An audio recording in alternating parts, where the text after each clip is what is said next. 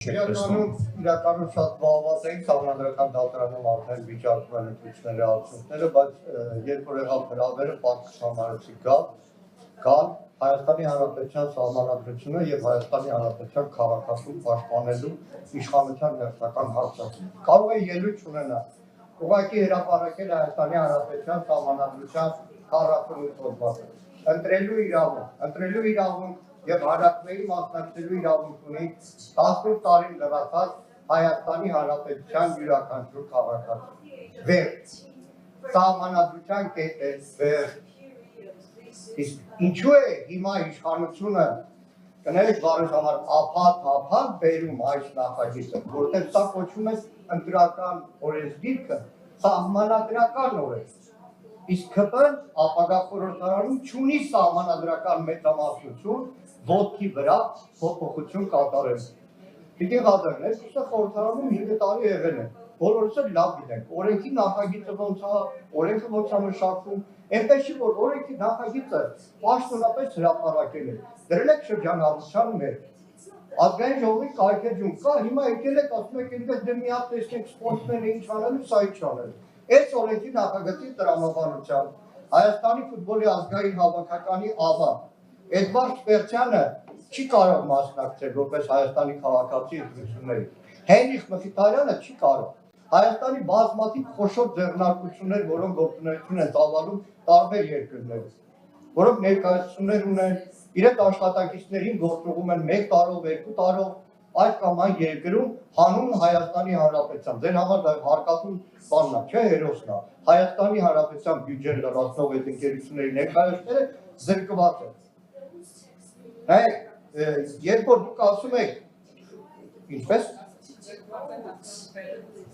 դեռևս չեն զրկված բարեբախտաբար, որտեղ մտածող մարդիկ են եղել, երկիր եւ սահմանադրություն հարգող մարդիկ են եղել եւ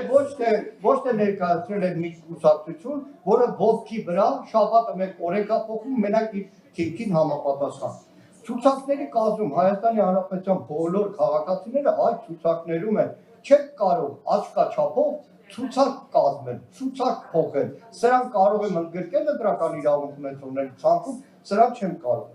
Շատ կարճ, Տիկին Ղազարյան, ես հասկանում եմ, որ ամբողջ քարոզարշավին պետք է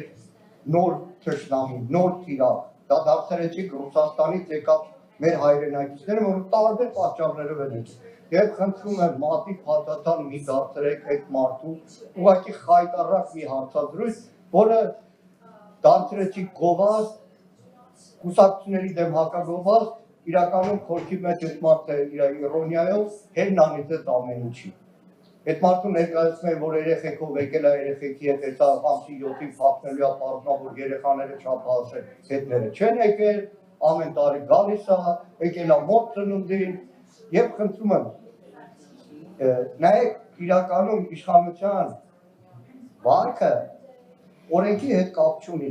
Ես ուզում եմ նորից առիթն օգտագործելով բարձրաձայնել, սիրելի հայրենակիցներ, այս իշխանությունը այնքան թքած ունի օրենքի վրա, որ վարժական 25-օրյա վարժական հավաքները դարձրել է տոտալ ճնշման միջոց։ Այստեղ կան տարբեր լրատվական միջոցներ ներկայացնել, որոնց թղթակիցները օրերը պարտվեց, թե քանի քահանայի են զորակոչել։ 5 տարի գնդերեց հայոց բանակում ծառայել քահանան, որ Ռուսաստանի հայոց թեմում ծառայություն մատուցում եկել է Հայաստան, մի անգամից 25-օրյա վարժական հավաքի պավեստական է տվել։ Հիմա երբ որ դուք սահմանափակում եք կես տարի Հայաստանում ապրող, բայց կներեք, Հայաստանում կարող է կյանքում ապրած չլինի եւ 44 օրյա եղան բազմաթիվ դեպքեր, որ շատ երիտասարդներ, որպես 18 տարի լրացած պարտադիր ծառայության զորակոչվեցին եւ եկան Հայաստանում 1 օր նույնիսկ շաբաթ, եկան իրենց պարտքը հայրենիքի նկատմամբ մատուցելու։